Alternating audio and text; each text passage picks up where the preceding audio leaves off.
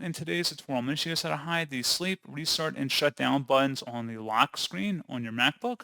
So this should hopefully be a pretty straightforward process, guys. And without further ado, let's go ahead and jump straight into it.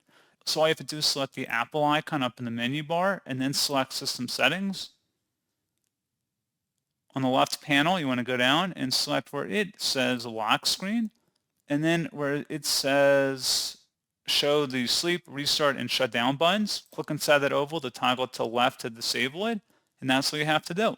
So pretty straightforward process, guys, and as always, thank you for watching. I do hope that I was able to help you out, and I do look forward to catching you all in the next tutorial. Goodbye.